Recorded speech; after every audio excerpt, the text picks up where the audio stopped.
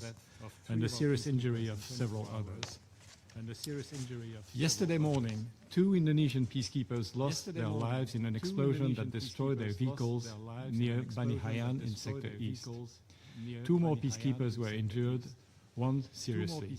Initial findings point to a roadside explosion striking a convoy. The day prior, that is the 29th of March, a peacekeeper, also of the Indonesian contingent, was killed in an explosion inside a UNIFIL base in Et Taibe in Sector East. Another peacekeeper was critically wounded and was evacuated to a hospital in Beirut. According to an initial assessment, the explosion was caused by a projectile that hit the base. These tragic developments should not have happened. I express my deepest condolences to the families of fallen peacekeepers and the government of Indonesia. I also wish a full recovery to those injured. UNIFIL is conducting investigations to determine the circumstances of these reprehensible developments. Mr. President, these are sadly not the only dangerous incidents faced by UNIFIL's courageous peacekeepers. There has been a worrying increase in denials of freedom of movement and aggressive behavior. On the 20th of March, the Israel Defense Forces at a newly established checkpoint on a coastal road 4 kilometers north of UNIFIL Nakura headquarters fired warning shots at the UNIFIL patrol. The rear UNIFIL vehicle was impacted by one round. On the patrol's return, an Israel Defense Forces tank at the same checkpoint fired a main armament round, which impacted 15 meters from the UNIFIL vehicle, causing a puncture. On the 30th of March, a UNIFIL patrol near Dair Kanun Anna in Sector West was subjected to a heavy small arms fire from a group of approximately 20 individuals blocking the road. An explosion next to the patrol vehicles was also reported. The patrol returned fire and disengaged, returning to Nakura headquarters. Thankfully, these attacks did not lead to injuries. We say it clearly, and has been a need to say it far too often. Peacekeepers must never be a target. All acts that endanger the peacekeepers must immediately stop. All actors must adhere to their obligations to ensure the safety and security of the peacekeepers at all times. The inviolability of the United Nations installations must be respected. I wish to acknowledge and applaud the extraordinary commitment and courage of the women and men of UNIFIL implementing Security Council mandate tasks in these extremely dangerous conditions, as far as the security circumstances allow, and I express my deepest gratitude to them. Mr. President, since Hezbollah on the 2nd of March claimed an attack on Israel, the group has conducted daily strikes, including with rockets, missiles and drones at targets in Israel and the occupied Syrian Golan.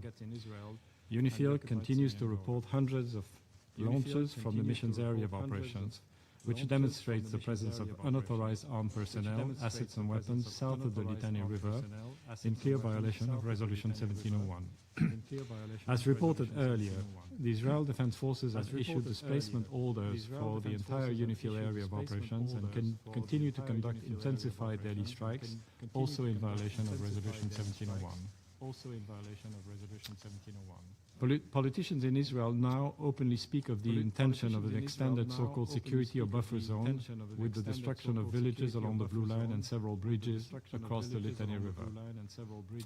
In the last week only, thousands of trajectories were observed in both directions, as well as attacks by fighter aircraft and unmanned aerial vehicles. The Israel Defense Forces are advancing deeper into Lebanon, and clashes have been observed, including in very close proximity to UNIFIL headquarters in Nakura, which has been the subject of multiple impacts. The Lebanese armed forces, despite staying out of the conflict, have suffered casualties. On Monday, one Lebanese armed forces soldier was killed and several others injured at the checkpoint on the road between Nakura and Teya. Mr. President, faced with immense pressure, including intensified exchanges of fire, direct attacks, obstructions of movement and resupply, UNIFIL continuously reassesses the force's posture to mitigate risks, strengthening force protection, reducing footprint, and adjusting operational activities. UNIFIL continues constant contact with the parties to avoid misunderstandings, deconflict and de-escalate where possible. UNIFIL's current focus includes ensuring safety of its personnel and helping facilitate humanitarian access to affected communities in the area.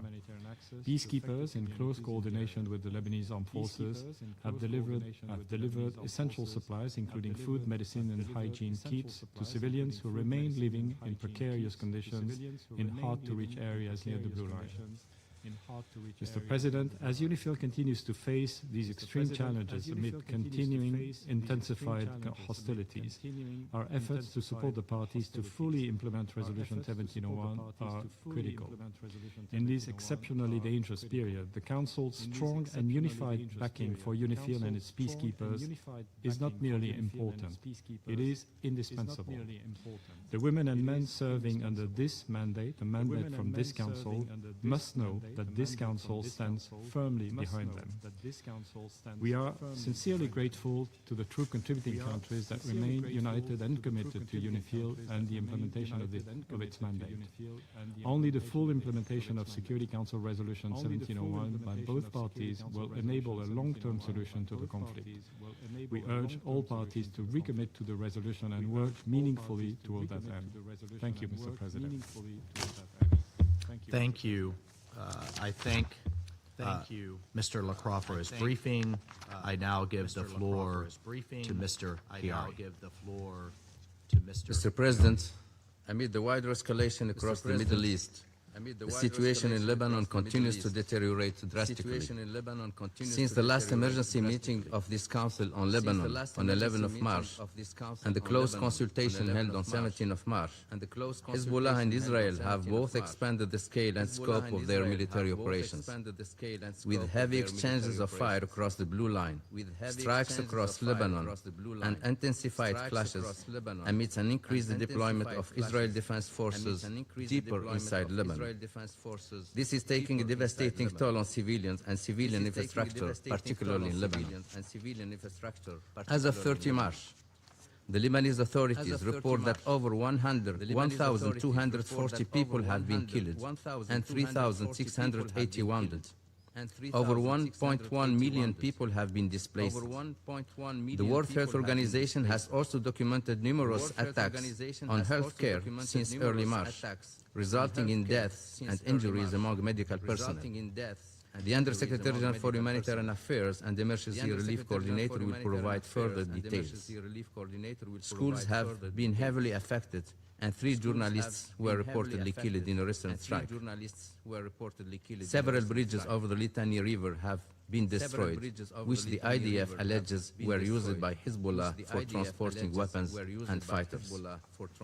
In northern Israel, fatalities, destruction, displacement, and widespread panic have returned. Mr. President, on 29 of March, Israeli Prime Minister Netanyahu announced, quote, the expansion of the security buffer zone in order to permanently neutralize the threat of invasion and to push anti-tank missile far away from northern Israel, end quote. This follows the 24th March announcement by Israel Defense Minister Katz declaring Israel's intention to control a so-called security zone in southern Lebanon up to the Litani River until the threat of Hezbollah is removed. The Lebanese government has repeatedly condemned Israel's continued violations of Lebanese sovereignty and territorial integrity. President Aoun has reaffirmed Lebanon's readiness to engage in direct negotiations with Israel under international auspices. While the Lebanese government has taken commendable steps to address non-state arms, 2 things are true at once. The government needs time and space, not under fire, to implement its decisions, and more assertive actions, extending beyond the military realm, are needed to bring a state monopoly on arms into being. But Hezbollah not only blatantly rejects the decisions by the Lebanese government, but also actively defies them, as well as rejecting the government decision to outlaw its activities. Hezbollah has made its capacity to undermine civil coexistence abundantly clear. This is a dangerous rhetoric when civil tensions are on the rise in Lebanon.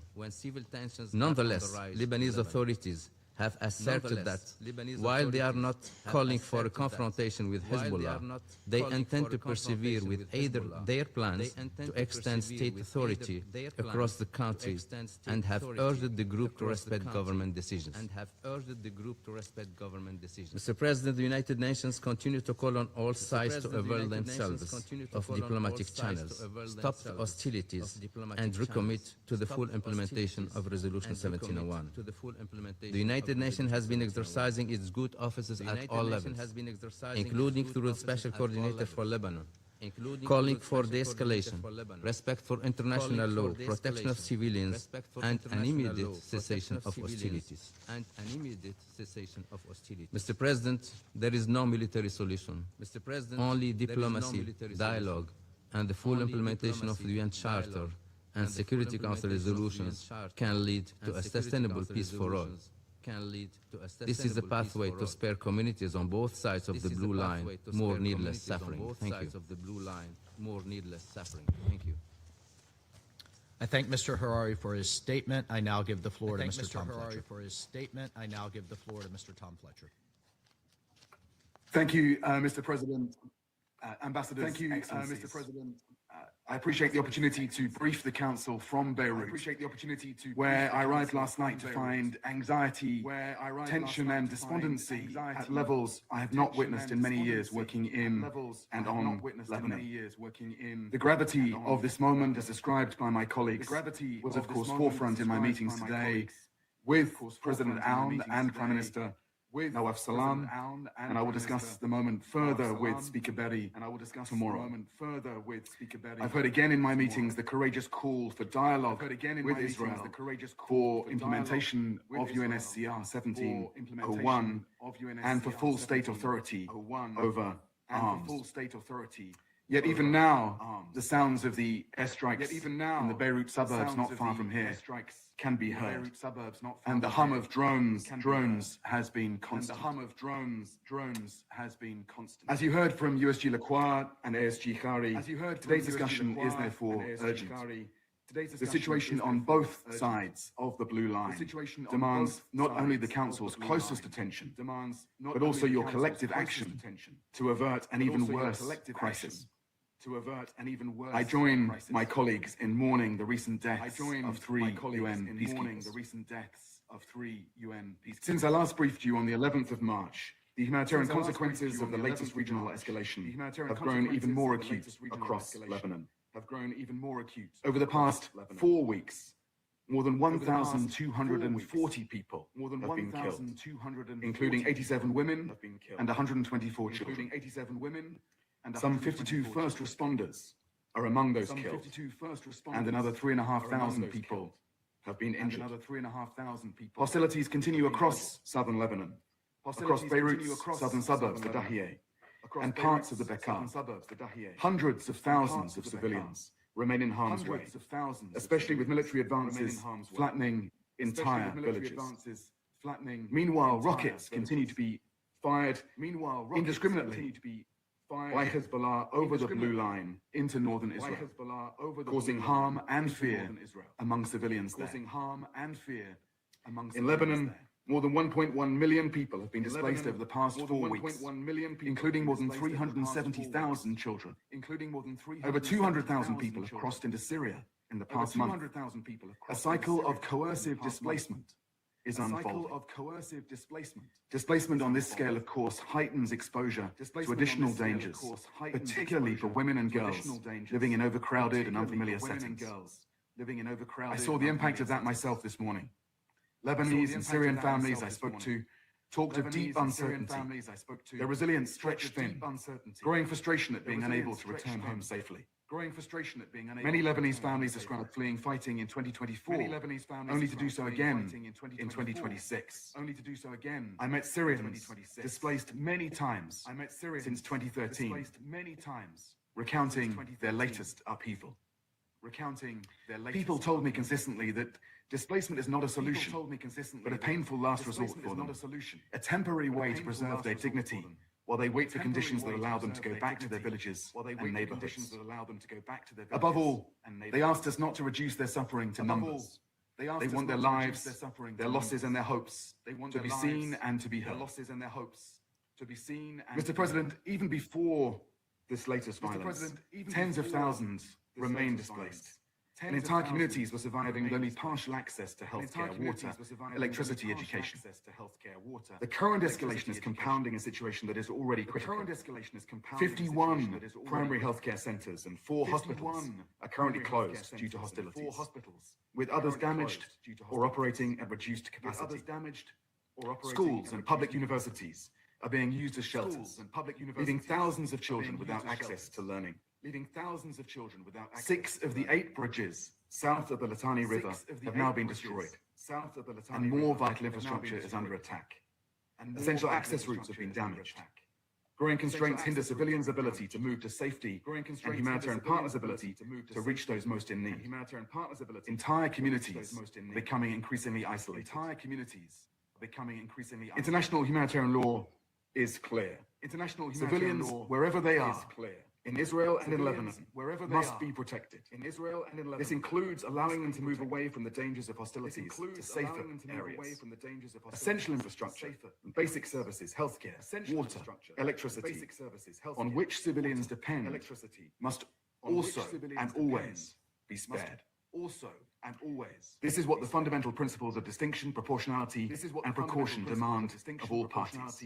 And of course, the work of medical personnel, first responders, and humanitarians must always be facilitated, not impeded.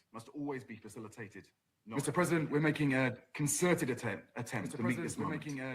On the 13th of March, together with the government of Lebanon, we launched a $308 million flash appeal to provide life-saving support to up to 1 million people over the next 3 months.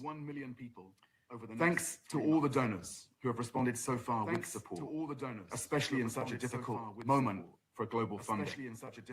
We've received $94 million so far, including a third of that from OCHA. And the appeal continues, rallying funds for life-saving support, even as so much more is still needed.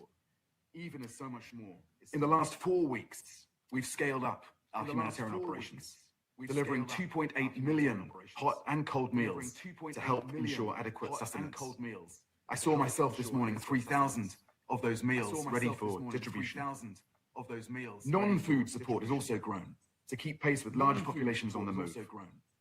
More than 122,000 thermal blankets, 99,000 mattresses, nearly 50,000 sleeping mats have been provided. 58,000 hygiene kits, 26,000 menstrual hygiene kits have also been distributed. Humanitarian partners have delivered more than 875,000 litres of bottled drinking water, 15,000 cubic metres of trucked water. Fuel has been supplied to sustain water services for 412,000 people. Mr. President, in my short time back in Lebanon, the message from communities here is painfully clear. They want safety, they want dignity, they want this to stop. They want to escape this cycle of crises. And they look to members of this council to heed these calls. We have often said that we cannot let Lebanon fail. Now is a real test of that promise. Lebanon is often said to be at breaking point, yet so often finds the resilience somehow to pull through. Now it is once again at breaking point. So I have 3 messages for the Lebanese people. First, continue to respond with generosity to your fellow Lebanese. You are the humanitarian front lines right now. I know that you will meet this moment. Second, retain a commitment to national identity. You must rise above the forces that seek to divide you. And third, don't give up on the idea of Lebanon. If coexistence fails here, it stands to fail everywhere. And finally, Mr. President, my 3 asks for this council. First, given the trajectory that some Israeli ministers have described, and given what we have seen in plain sight in Gaza, how will you protect civilians? Secondly, given the intensity of the coercive displacement that we are seeing, how should we prepare collectively as the international community collectively for a new addition to the list of occupied territories. And thirdly, given the political tension here in Lebanon and the fragility of political structures, how should we prepare for the potential terror of a fresh round of internal targeting and political strife? These questions are daunting, they are not easy, they are challenging, but they are precisely the kind of questions that the Security Council and the United Nations must confront if we too are to meet this moment. Thank you, Mr. President. I thank Mr. Fletcher for his statement. I now give the floor to those council members who wish to make statements.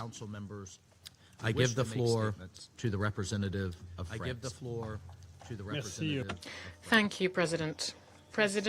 With Indonesia, France called for the holding of this emergency meeting following the heinous, unacceptable and unjustifiable attacks that the UNIFIL Blue Helmets have suffered in recent days. These attacks are the latest in a series of attacks and similar incidents observed in recent months that France strongly condemned on many occasions. This situation cannot go on. Also, President, I would like to thank you for organising this meeting this morning. I'd like to thank the briefers too, USG Jean-Pierre Lacroix and General Secretary of Humanitarian Affairs Tom Fletcher and ASG for Political Affairs Khalid Chiari. I thank them for their briefings, comments and observations and their request to the Council.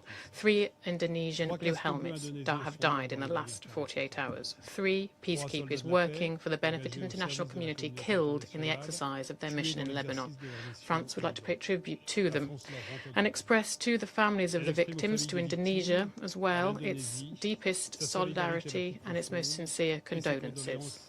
We would like to express also our gratitude to the UN and to the peacekeeping soldiers working alongside them.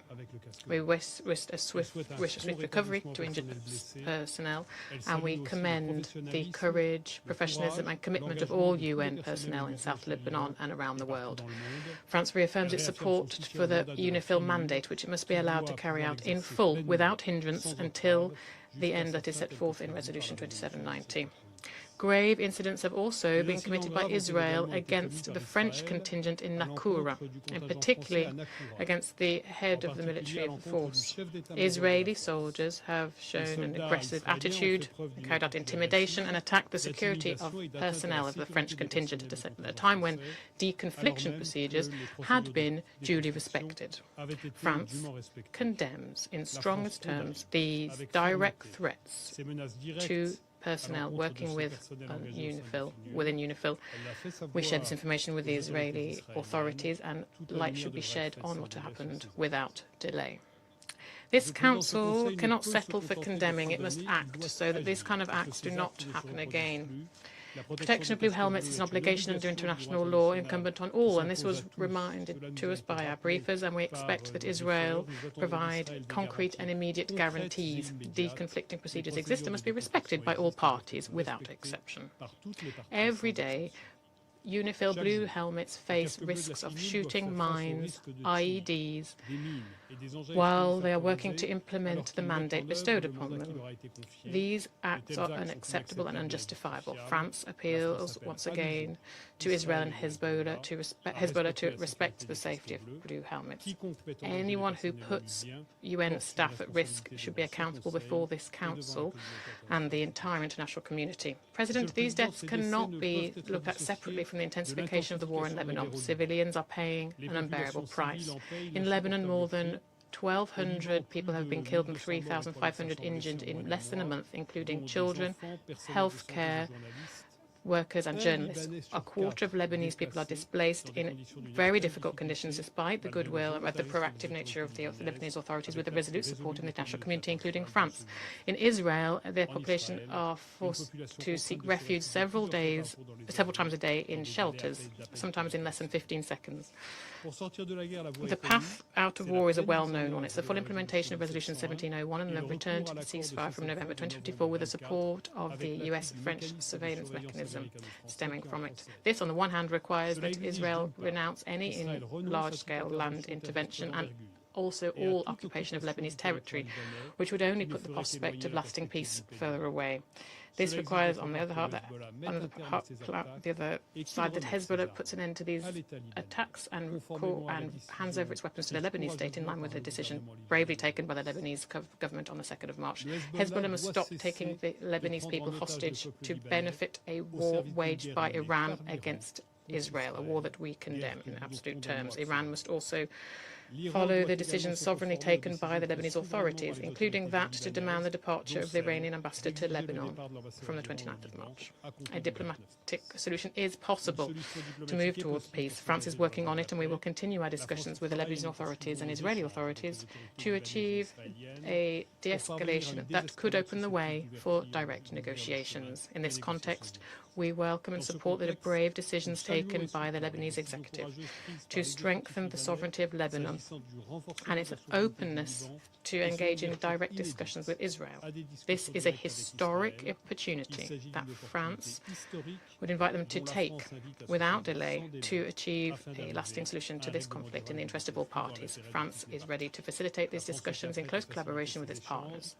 It's with this in mind that the French Minister of Foreign Affairs a few days ago went to Beirut and Jerusalem. But to achieve this solution, there are several conditions: the respect for the UN, the respect for UNIFIL staff and personnel, the respect for international law, including international humanitarian law and civilian people, and also the cessation of hostilities as soon as possible. Thank you very much.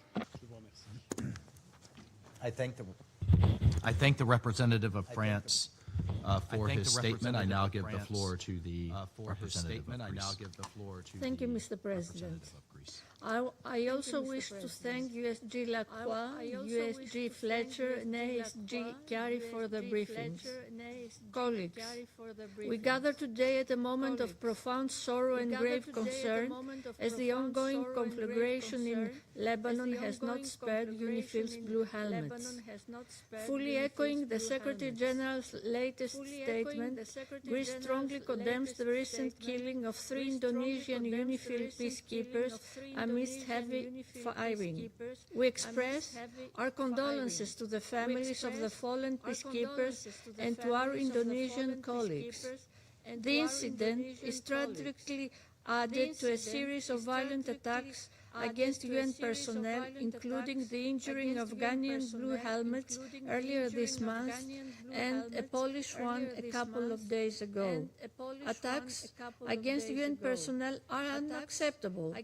They constitute grave violations of international humanitarian law and of UN Security Council Resolution 1701 and must immediately stop. The safety and security of peacekeepers is non-negotiable. We call for a thorough investigation and accountability for this incident. Mr. President, Lebanon continues to pay the price of a conflict it neither chose nor can afford. We strongly condemn once again Hezbollah's attacks in support of the Iranian regime against Israel, which triggered a dangerous round of regional escalation. These attacks severely undermine the Lebanese government's efforts to restore its exclusive control over arms across the country. Restoring the state monopoly over arms throughout the country is an essential prerequisite for sustainable peace and security for Lebanon, Israel, and the region. In this regard, we commend the historic and courageous decision of the Lebanese Council of Ministers to ban Hezbollah's military activities. This is a step in the right direction, demonstrating the Lebanese government's willingness to deal with outstanding issues and deserves the full support of the international community. Lebanon should not stand alone. Greece fully supports the efforts of President Aoun and of the Lebanese government to forge strong state institutions. Empowering the LAF is essential for ensuring Lebanese sovereignty. Greece already bilaterally assists Lebanon, including the LAF, and we stand ready to participate in the international conference in Paris as soon as conditions allow. We also recognize Israel's right to self-defense. Communities in northern Israel have suffered terribly due to Hezbollah Hezbollah's attacks since October 2023. However, any further escalation must be avoided. We call for a maximum restraint, and we are opposed to protracted ground operations. The expansion of Israel's military operations into Beirut and across Lebanon's territory aggravates the already fragile security situation. Greece reaffirms its support for the territorial integrity, sovereignty and political independence of Lebanon. Full respect for Resolution 1701 and the November 2024 ceasefire agreement is essential in this regard. Mr. President, civilians are bearing the heaviest burden of this crisis. More than 1 million people have been displaced, many lives have perished, and thousands have been severely injured.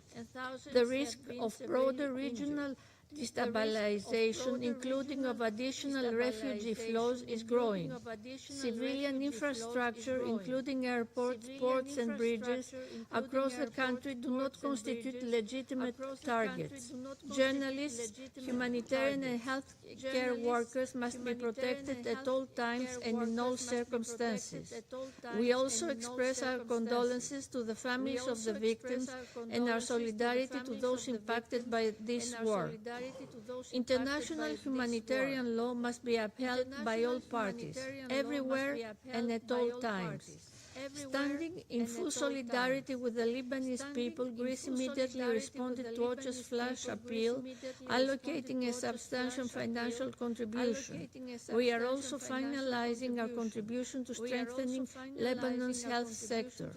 At the same time, the tireless efforts of humanitarian actors on the ground, including UN agencies in UNRWA, cannot be overlooked.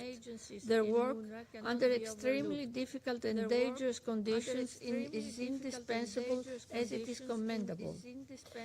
Mr. President, any further escalation risks the lives of civilians who have not opted for this conflict. It endangers UN personnel who are striving to uphold peace at the risk of their own safety. And it severely undermines Lebanon's sovereignty, territorial integrity and political independence, which we strive to preserve. We commend the willingness of the Lebanese leadership to pursue direct political negotiations with Israel. This is a moment for responsibility and de-escalation. Lebanon deserves a future of peace, security and dignity, free from external interference and internal division. Greece will stand by its side in that effort. I thank you. I thank the representative of Greece for her statement. I give the floor to the representative of Latvia. Mr. President, allow me to begin by thanking you for convening this meeting on such a short notice, and I also thank France and Indonesia for requesting this meeting in light of UNIFIL casualties and the grave and escalatory situation in Lebanon. I thank USG Lacroix, USG Fletcher and ASG Carey for their briefings. Latvia strongly condemned the attacks on UNIFIL, resulting in the death of 3 Indonesian peacekeepers and injuries to several other peacekeepers. And we express our deepest condolences to the Republic of Indonesia. Our thoughts are with the injured and the loved ones of the deceased. We call for a robust and timely investigation to determine the perpetrators of the attacks. We call for the accountability of these blatant violations of international humanitarian law. The safety and security of UN personnel and property is not optional. It must be respected by all sides at all times. Deliberate attacks on peacekeepers are grave violations of international humanitarian law and may constitute war crimes. We call upon all members of this Council to continue stressing the crucial importance of upholding commitments agreed in Security Council Resolutions 2518 and 2730. We commend the exceptional service of UNIFIL as it continues to implement its mandate under Resolution 1701 and providing assistance to the local population even in the direst of circumstances. All essential personnel, including those from my own country, are still on duty in the midst of hostilities. The threats to safety and security of UNIFIL peacekeepers have clearly reached a threshold which demands further reflection by the UN and the mission's leadership on how to prevent further casualties while continuing to implement its mandate. The latest incidents demonstrate the current military escalation in Lebanon has serious consequences for all: the civilian populations, the humanitarian personnel, and for UN peacekeepers. Even clearly recognizable UN peacekeepers become targets when the principles of distinction, proportionality, and precaution are discarded. The ongoing conflict undermines the stability in the region and the global security. We express concern about the humanitarian crisis caused by mass displacement in Lebanon and inflow into Syria. Over 1 million people forcibly displaced, of which 370,000 are children.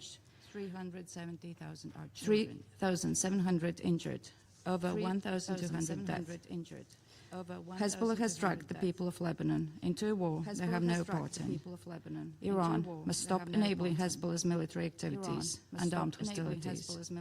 Hezbollah must immediately stop all aggressive actions against Israel and disarm. The Lebanese government has clearly taken a stand against the malign influence of Hezbollah and Iran in their country. We commend the Lebanese government's decision of 2nd of March to declare all Hezbollah military and security activities illegal in the whole territory of Lebanon.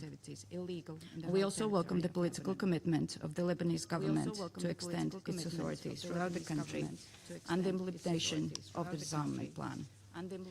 Continued international support in these efforts remains essential.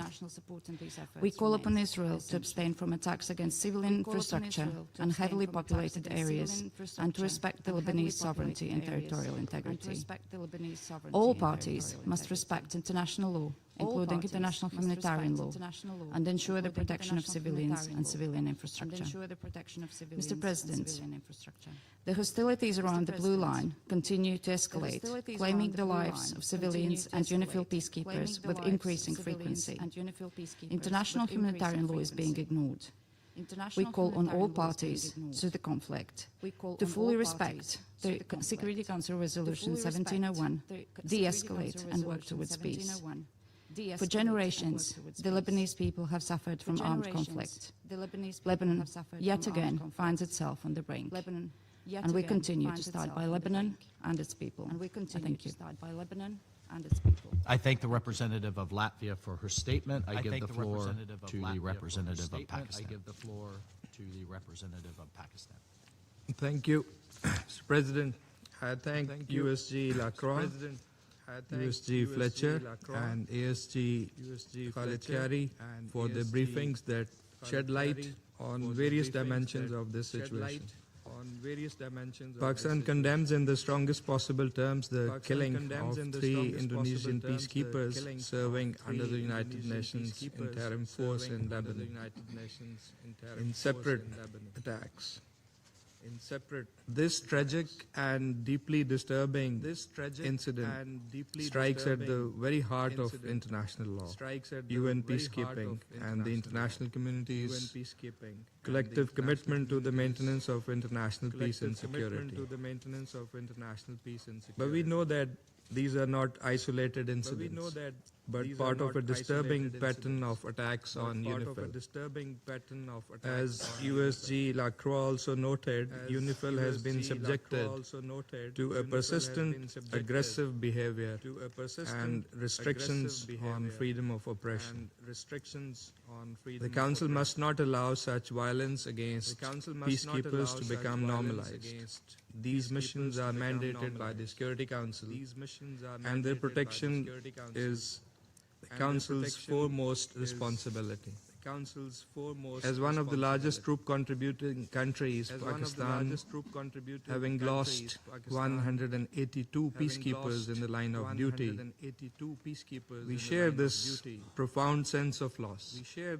We stand in full solidarity with the government and people of Indonesia, as well as with the families of the fallen peacekeepers, whose sacrifice reflects the immense risks undertaken in service of international peace and security. And we wish full and speedy recovery to the injured peacekeepers. President, attacks against peacekeepers are unacceptable and may constitute war crimes under international law. UN personnel are impartial agents of peace. Targeting them is a grave violation that undermines international humanitarian law. The failure to ensure the safety of UN personnel undermines the credibility of this Council of peacekeeping, international law, and the collective commitment of the international community to maintain peace and protect civilians. In this regard, accountability is essential. Those responsible must be brought to justice. Pakistan calls for a prompt, thorough, transparent, and impartial investigation to establish the facts. The safety and security of peacekeepers and UN premises must be fully ensured at all times in full accordance with international law. Pakistan deeply appreciates the vital role of UNIFIL in carrying out its mandate in a complex and high-risk environment while maintaining peace and stability along the Blue Line. Full freedom of movement of its personnel must be guaranteed. Recent artillery shelling, airstrikes, and drone attacks have increased hostile incidents against UNIFIL peacekeepers in clear violation of international law. This incident must also be viewed within the broader context. Israel's continued military actions in southern Lebanon have resulted in the death of more than 600 civilians, displacement of more than 1 million people, and widespread destruction of civilian infrastructure. Ongoing fighting and hostilities are further exacerbating the humanitarian situation and heightening risks to both civilians and peacekeepers. These developments are undermining the Lebanese government's bold steps, policy decisions, and serious commitment to peace and stability. We must not allow this. The Council must extend its full support to Lebanon. We urge all parties to adhere to their obligations under Security Council Resolution 1701 and the cessation of hostilities agreement of November 2024. Full compliance with these commitments is essential to prevent further escalation and to restore stability in the region. In this context, we also call for full respect for sovereignty and territorial integrity of Lebanon. Pakistan stands firmly with the government and people of Lebanon. President, in the light of the evolving and deeply concerning situation in the region, we stress that further escalation must be avoided at all costs. We call on all parties to exercise maximum restraint. The ultimate objective must be urgent de-escalation, restraint, and a complete cessation of all hostilities and the peaceful resolution of all issues to prevent further deterioration of the regional security environment. This Council, we believe, must fully espouse and advance that objective. I thank you. I thank the representative of Pakistan.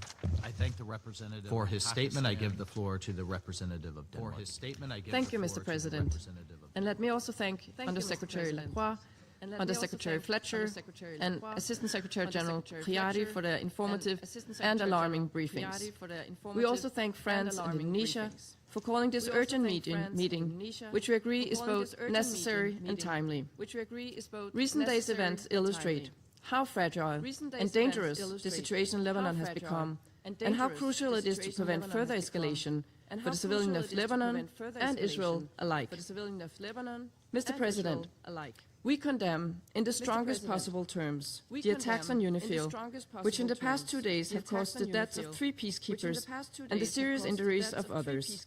We look forward to the results of UNIFIL's full and thorough investigation into these incidents. Peacekeepers are clearly protected under international humanitarian law, and any deliberate targeting against peacekeepers is unacceptable. Denmark extends its deepest condolences to the families of those killed, as well as to the government and people of Indonesia. We wish a speedy recovery for those injured. The brave women and men of UNIFIL serve under the UN flag in the pursuit of peace. They are the embodiment of multilateral solidarity and cooperation in action, and these incidents represent a direct attack on these principles. We commend UNIFIL for its continuous work, despite the extremely challenging circumstances, and stress our unwavering support for the mission. Mr. President, as we've said before, we strongly condemn Hezbollah's continued attacks against Israel, which has dragged Lebanon into yet another unwanted war and must stop immediately. Denmark is concerned about the significant humanitarian and civilian consequences of Israel's military operations in Lebanon, and underlines that all military actions must be conducted with full respect for international humanitarian law, including the principles of proportionality, distinction, and precaution. The protection of civilians must be ensured, and unimpeded passage of humanitarian relief must be facilitated. Recent statements by, for instance, the Israeli finance minister about the intention to move the Lebanese-Israeli border to the Litani River are deeply concerning. This area makes up 1/10 of Lebanon's territory, is home to hundreds of thousands of Lebanese, and includes cities with a rich and diverse cultural heritage. We strongly urge Israel to refrain from any large-scale ground invasion or long-term occupation of Lebanese territory that risk escalating to hostilities beyond control. This includes withdrawing its forces from occupied areas in Lebanon, in line with the November 2024 cessation of hostilities agreement.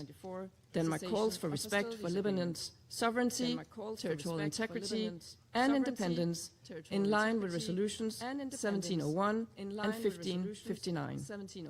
Hezbollah must cease all attacks on Israel and respects the Lebanese state's exclusive authority over all arms and military activity. The Lebanese government has taken unprecedented steps in its efforts to disarm Hezbollah.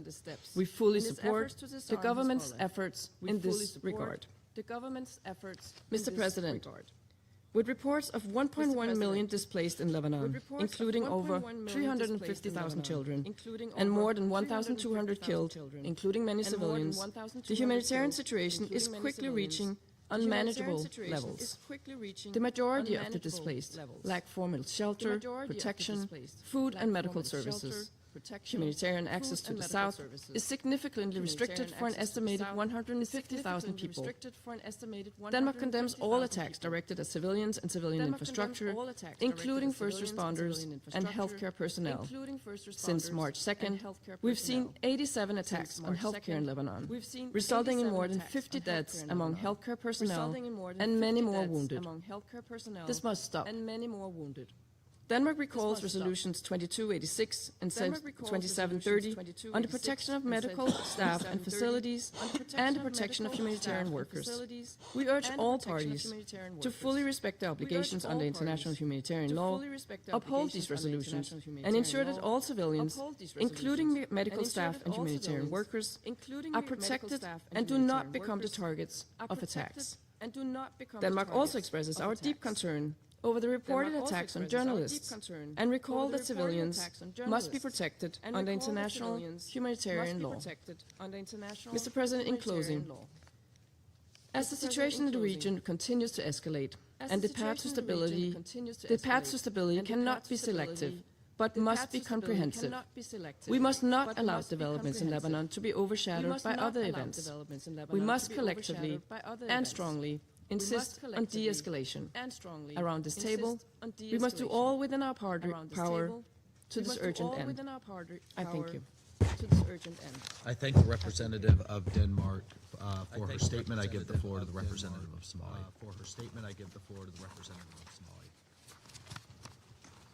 Thank you, Mr. President. I have the honor to deliver this statement on behalf of the A3, namely the Democratic Republic of the Congo, Liberia, and my own country, Somalia. We thank USG Lacroix, USG Fletcher, and ASG Khiari for their comprehensive briefings. The A3 expresses its grave concern regarding the recent escalations of hostilities in southern Lebanon and joins the Secretary General in condemning the attacks against the United Nations interim force in Lebanon, which have resulted in the killing and injury of Indonesian peacekeepers. We extend our deepest condolences to the families of the victims, to Indonesia and the troop contributing countries of the United Nations. We pay tribute to all peacekeepers who risk their lives in the service of international peace and security. Targeting United Nations peacekeepers is unacceptable and constitutes a serious violation of international law and relevant Security Council resolutions, including Resolution 1701.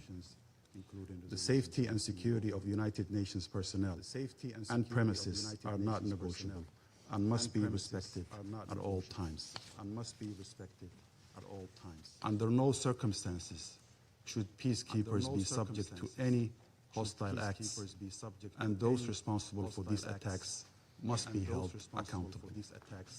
Mr. President, the A3 is deeply concerned by the continued deterioration of the security situation along the Blue Line and the increasing toll on civilian populations, including civilian casualties, destruction of infrastructure, and large-scale displacement. We reiterate the urgent need to ensure the protection of civilians and full respect for international humanitarian law and international human rights law. The A3 reaffirms its unwavering commitment to the sovereignty, independence, territorial integrity, and political unity of Lebanon. Lebanon must not become an arena for proxy confrontations or broader geopolitical tensions. Respect for the sovereignty of states and the principle of non-interference remain essential to preserving regional stability. Mr. President, the A3 calls on all parties to exercise maximum restraint and to refrain from actions that could further inflame tensions or destabilize the situation.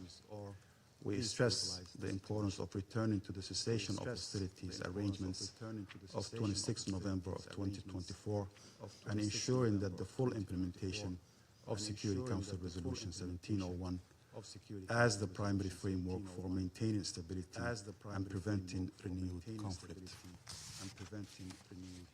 Dialogue and diplomacy remain the only viable path to preventing further deterioration of the situation.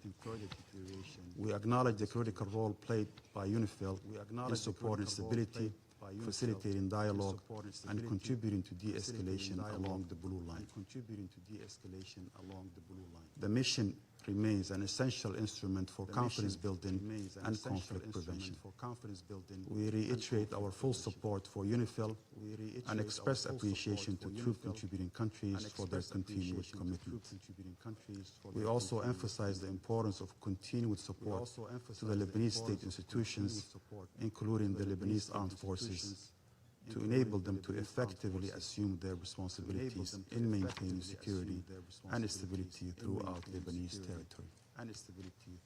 To conclude, Mr. President, the A3 stands in solidarity with the people of Lebanon and reiterates its support for all efforts aimed at preserving stability, preventing regional spillover, and achieving a comprehensive, just, and lasting peace in the Middle East in accordance with international law and the Charter of the United Nations. I thank the representative of Somalia for his statement. I give the floor to the representative of Panama. The floor to the representative of Panama. Thank you, Mr. President. Panama thanks you for convening this informative meeting and also for the information shared by the briefers this morning. USG Jean-Pierre Lacroix, ASG Khaled Khiari, and USG Tom Fletcher in their informative briefings to the Council that show that the situation in Lebanon continues to deteriorate in an alarming manner. We recognize the presence of the representatives of Lebanon, Israel, Indonesia, and Poland, who grace us with their presence this morning. 20 days have gone by already since the last meeting of this Council, and far from seeing a de-escalation, the situation in Lebanese territory, including continuous bombings and fighting, has got significantly worse, with an increase in humanitarian consequences.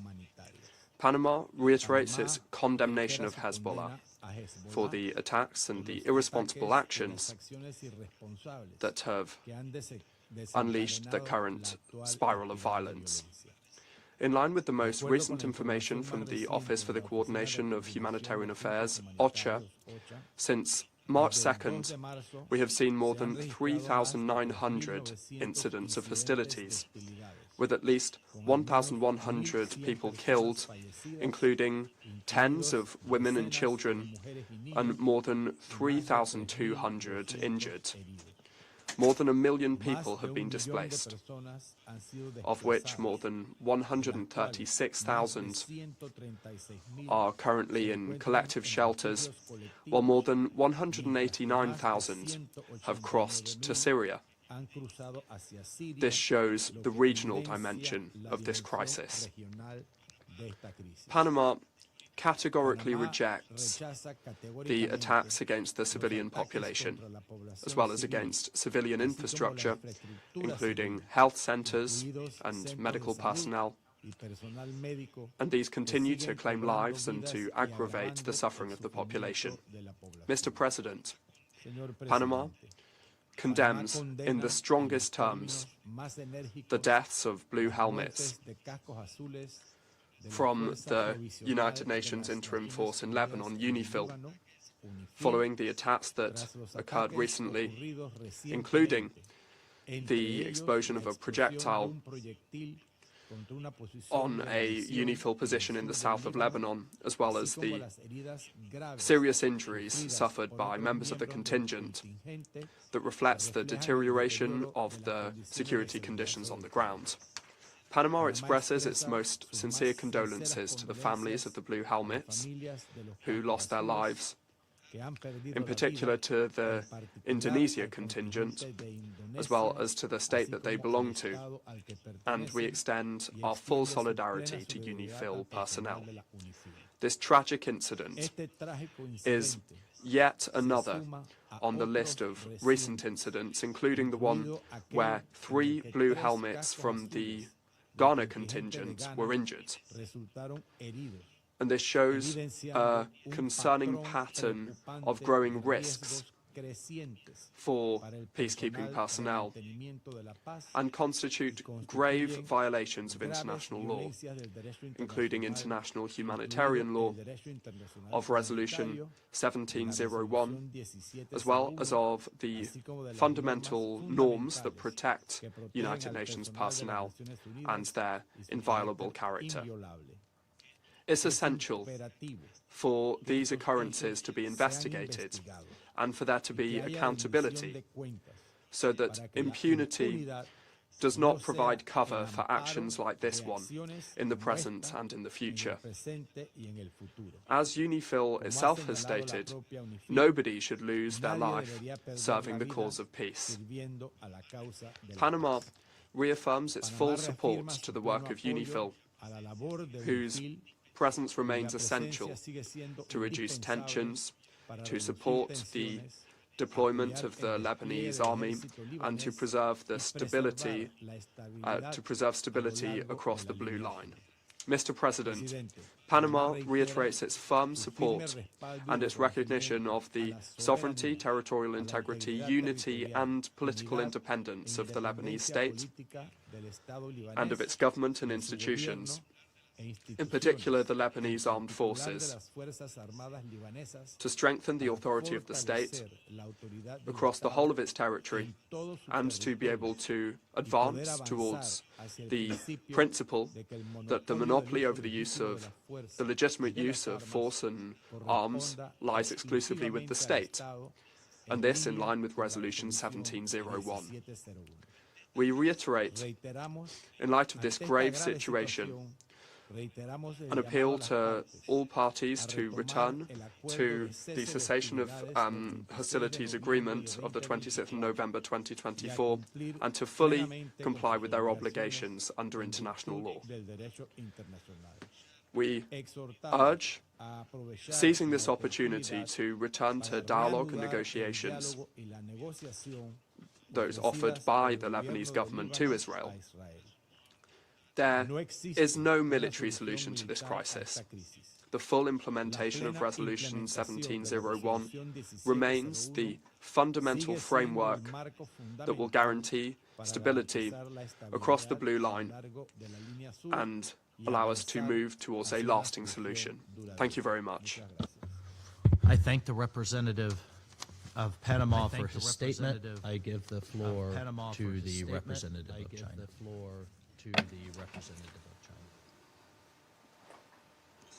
President, I thank USG Lacroix, USG Fletcher, and ASD Chiari for their briefings. And thank you for convening this emergency meeting at the request of France and Indonesia.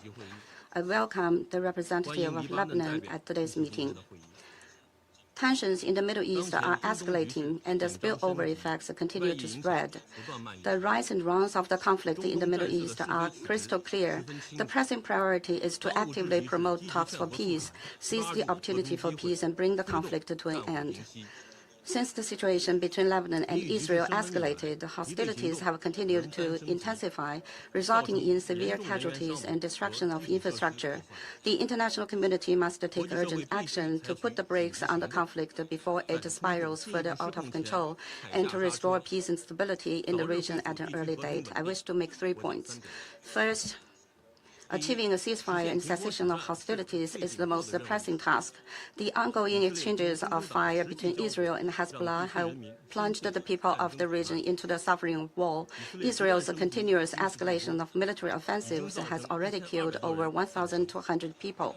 The recent announcement by Israel to expand ground operations in Lebanon and extend the so-called buffer zone risks further prolonging and escalating the conflict, which is a cause for concern. Lebanon must not become another Gaza, and the international community must never allow the tragedy of Gaza to be repeated. China calls on the parties concerned to immediately cease hostilities and work to de-escalate the situation. Israel should immediately withdraw all its forces from Lebanon and respect Lebanon's sovereignty, security, and territorial integrity. Second, supporting Lebanon's domestic stability is of the utmost importance. The current situation has dealt a severe blow to the political, economic, and humanitarian situations in Lebanon. We welcome the efforts of the Lebanese government to strengthen governance over the country, and support parties in Lebanon in actively engaging in political dialogue to properly resolve differences.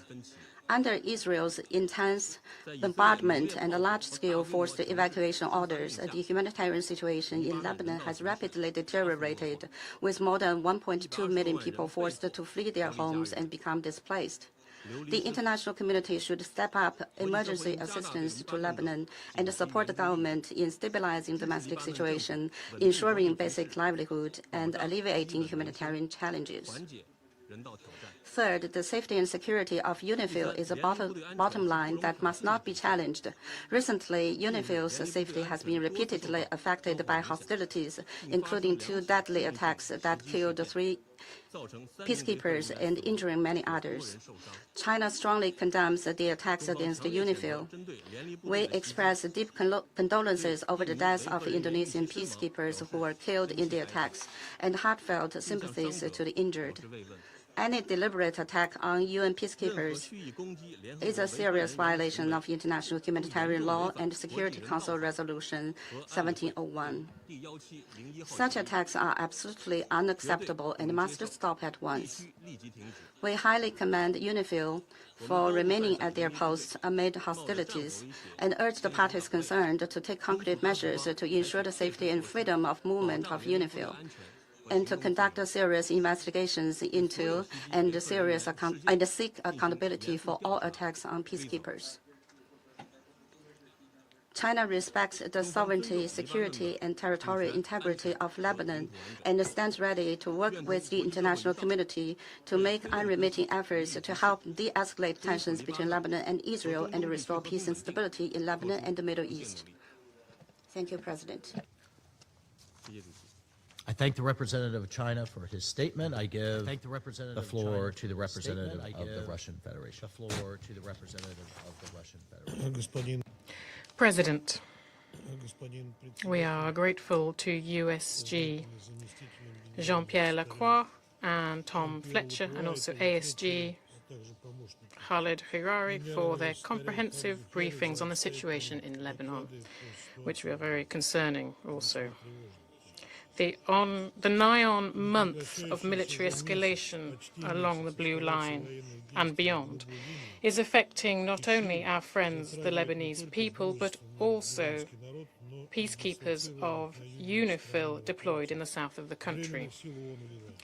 A clear and at the same time tragic confirmation of this is the death of 3 UNIFIL personnel in the last 48 hours and the injuring of several others. We express our sincere condolences to the families of the victims, and we wish a swift recovery to the injured peacekeepers. From what we can ascertain, according to comments from the leadership of the UN and UNIFIL, the investigation into what happened in the south of Lebanon is ongoing. We trust that the UN Secretariat will soon receive comprehensive information on this, including on who carried out this flagrant attack. Russia decisively condemns all attacks on UNIFIL troops, whoever the perpetrator was. We support the calls of the UN Secretary-General Antonio Guterres to parties to the conflict to comply with the norms of international law and guarantee the security of blue helmets. We strongly believe in the need for a swift ceasefire in the Lebanon-Israel border area. Otherwise, this heinous spike in violence in the south of Lebanon won't be the last fatal incident affecting UN staff.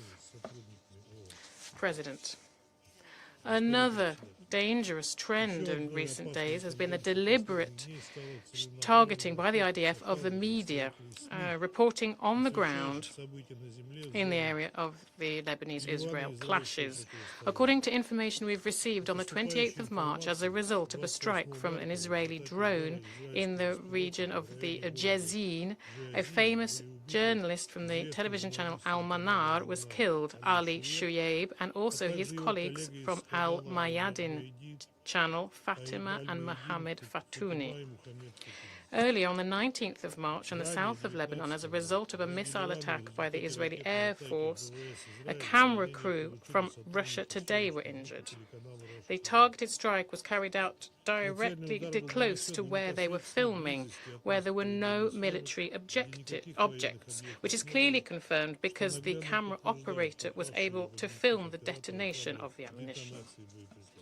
We see this kind of action by Israel and its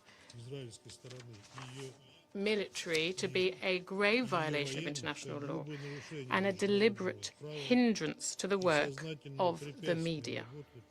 We demand a painstaking investigation into this incident by the Israeli authorities and for the perpetrators to be held accountable and for this kind of incident not to be allowed to happen again. President, we, like the majority of the people in this room, are very concerned about the intensification of hostilities of Israel in Lebanon, including daily exchange of fire and the consequences of this for both parties to the conflict, the destruction of critical civilian infrastructure. for the time while we are discussing the incident with UNIFIL, Israel has carried out a new powerful air strike in Beirut. I'd like to recall once again that the root cause of this escalation in the Lebanese-Israel confrontation is the aggression of Washington and West Jerusalem against Iran, which was the tripwire for a broader destruction of the fragile stability in the Middle East. Unfortunately, many members of the Security Council are stubbornly silent about this and continue to try to place all responsibility exclusively on the Lebanese pushback, presenting it as the main culprit for the spike of violence along the Blue Line. At the same time, they stay quiet about the many violations of Israel's regime of the ceasefire over the last year and a half.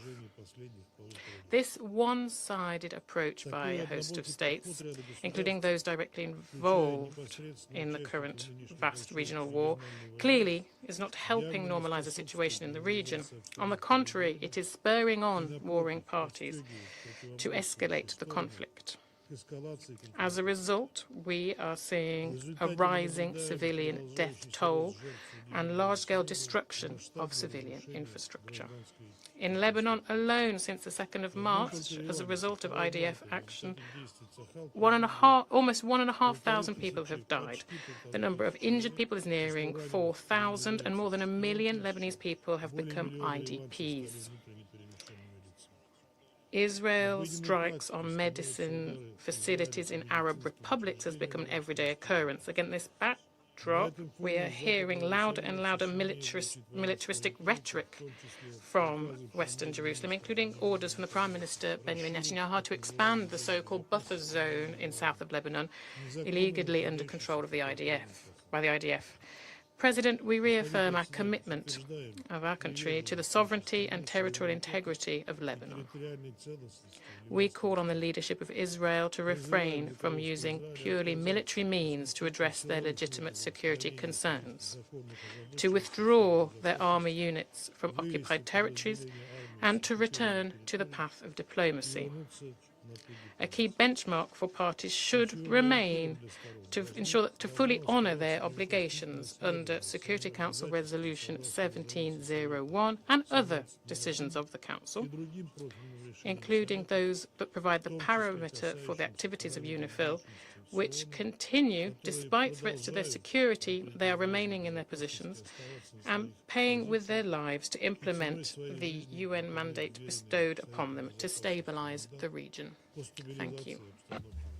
I thank the representative of the Russian Federation for his statement. I give the floor to the representative of Colombia. Señor Presidente.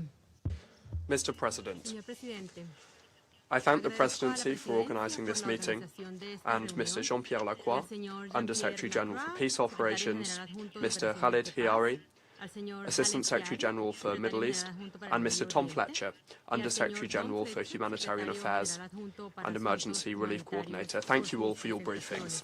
President, the official reports and recent information confirm an alarming deterioration of the security and humanitarian situation in Lebanon. In our last statement, my delegation warned that the situation required an urgent international response in order to avoid precisely the situation that we're facing today. Against this backdrop, Colombia reiterates its appeal to all parties to fully respect international law, including the provisions of the United Nations Charter, international humanitarian law, and relevant resolutions of the Security Council, in particular Resolution 1701. There can be no sustainable solution without respecting these frameworks. This is why it's essential to return to the peaceful means of settling disputes and putting an end to the use of force, including the illegal occupation of Lebanese territory by Israel. The humanitarian crisis that Lebanon is experiencing today is not unrelated to the omission and the systemic violation of these principles. My delegation therefore condemns the repeated attacks against civilian infrastructure, health facilities, and the forced displacement resulting from Israeli armed actions, and the land incursions that are contrary to the provisions of Resolution 1701. Colombia launches an appeal to put a halt to all actions that are incompatible with the obligation to protect civilians and to guarantee the required international support, including sufficient and sustainable financing to provide assistance on the ground and to mitigate the impact of the hostilities on the civilian population. My delegation also underscores that accountability must be guaranteed for those responsible, because it is only with justice that we can avoid a fresh outbreak of violence. At the same time, the security of the organization's personnel and the inviolability of its facilities must be guaranteed at all times by all parties. Colombia expresses its condolences to the victims and their families, as well as to the government of Indonesia, to them, to their families, and to all members of the organization, in particular staff serving on the ground. We thank all of them for their service to the cause of peace. Mr. President, Colombia reiterates its solidarity with the Lebanese people. Similarly, we underscore that the respect for sovereignty, political independence, and the territorial integrity of Lebanon are not negotiable. In this context, my delegation welcomes the decisions adopted by the Lebanese government over recent weeks with a view to containing the effects of the escalation of hostilities and to move to recover the legitimate monopoly over arms. At the same time, we launch an appeal to all parties to halt all actions that may block these efforts.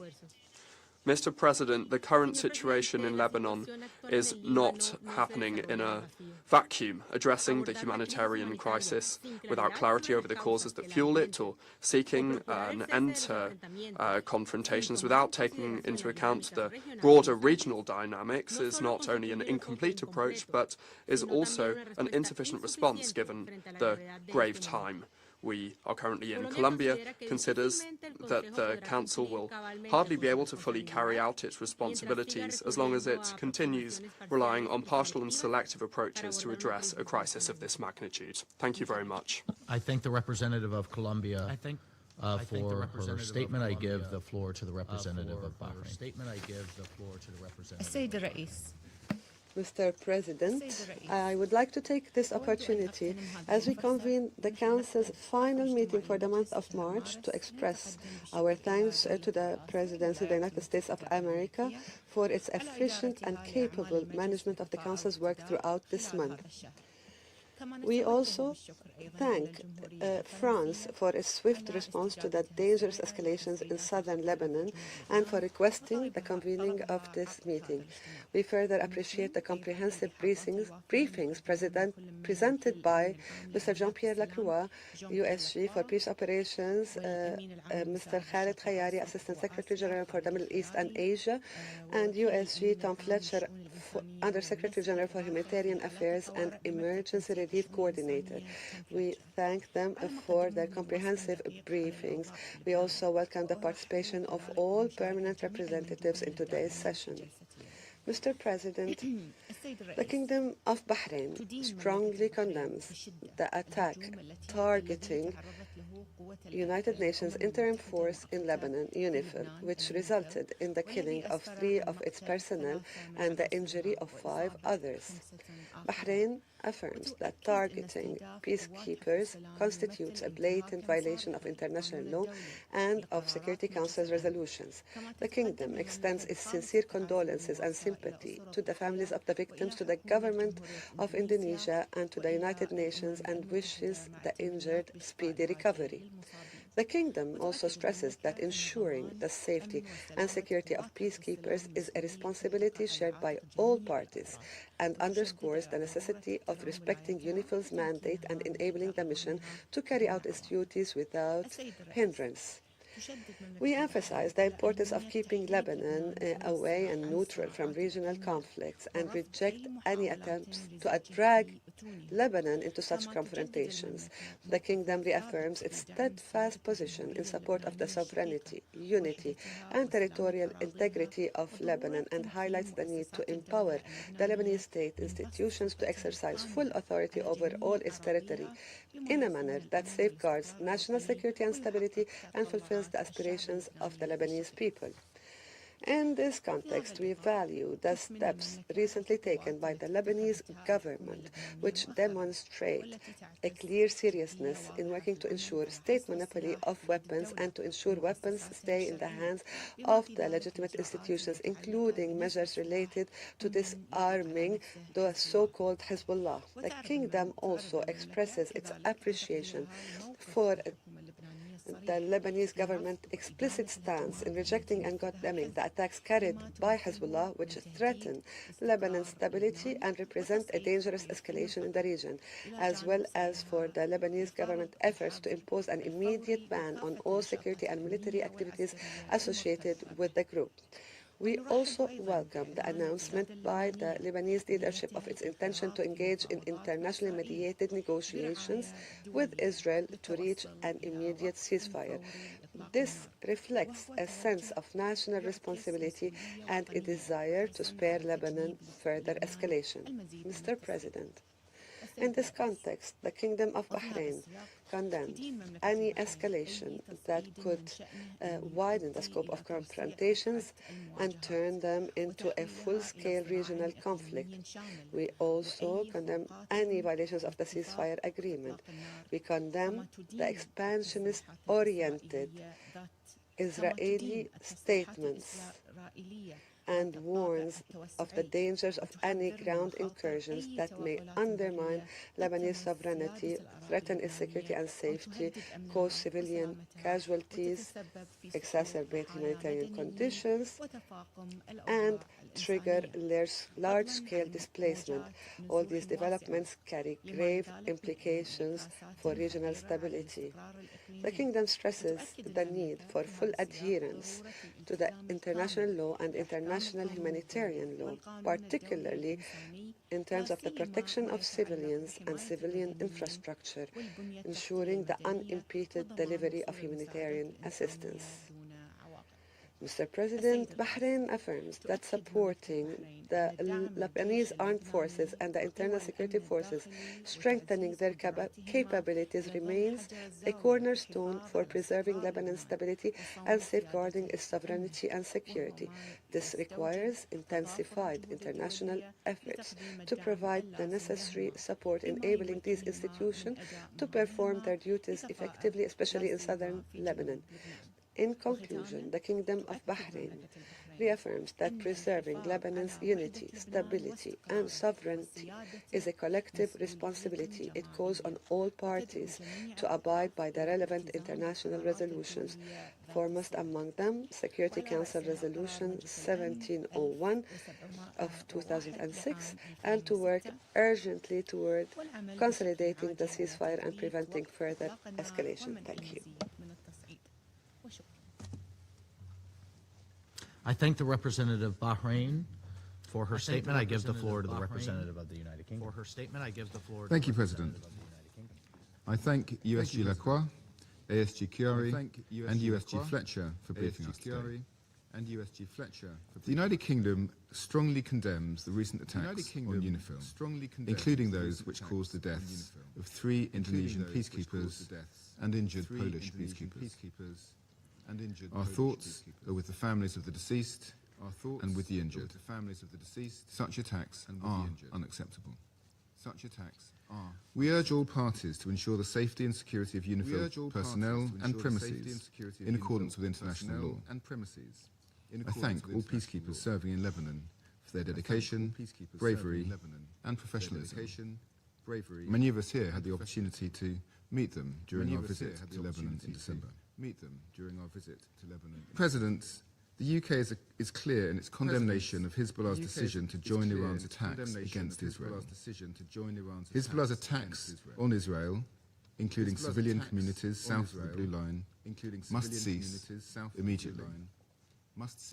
The actions of this prescribed terrorist group, at the instigation of the Iranian regime, are once again drawing the people of Lebanon into a conflict they do not want and which is not in their interest. I commend the Lebanese government's decision to ban all Hezbollah military activity and initiate a plan to bring all weapons under state control. We will continue to support the Lebanese armed forces as they undertake this task, as Lebanon's sole legitimate defender. However, Israel's decision to expand its ground operations further into Lebanon undermines this work and threatens Lebanon's sovereignty. Strikes on Lebanese armed forces positions are also deeply concerning. President, as we've heard here, the conflict is causing a deepening crisis with dire consequences for civilians. The humanitarian toll is staggering. More than 1 million people have been forced from their homes, with women and children facing the greatest risks. Among the displaced are over 12,000 pregnant women, many struggling to access essential health care. At least 121 children have been killed, and countless others are enduring the trauma of violence, loss, and upheaval. Attacks impacting healthcare facilities have intensified, with more than 50 health workers killed to date. This is unacceptable. All parties to the conflict must uphold international humanitarian law. Civilians and critical infrastructure must be protected, and humanitarian access enabled. The United Kingdom has provided $12 million in support of the government of Lebanon's efforts to reach vulnerable communities. We stand with those working tirelessly to protect civilians and deliver life-saving assistance. And finally, President, we support the urgent need for direct negotiations between the governments of Israel and Lebanon.